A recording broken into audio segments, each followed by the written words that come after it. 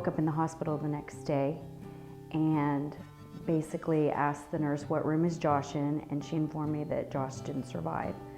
Then of course my arm was immobile, so I wasn't able to pick up a phone, so I was trying to ring a nurse to let me know where my parents were.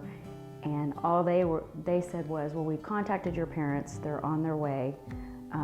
We don't know when they'll get here.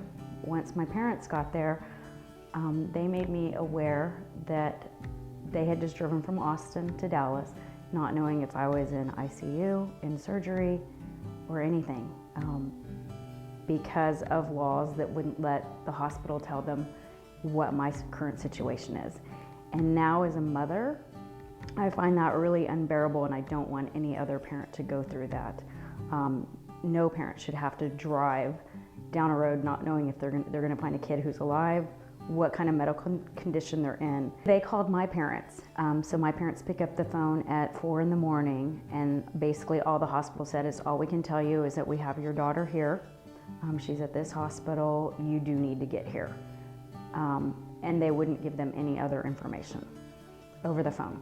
And even once they were in the hospital, until I signed documents, they wouldn't release anything to my parents. If my parents were in the room and the doctor came in, the doctor would ask that they leave.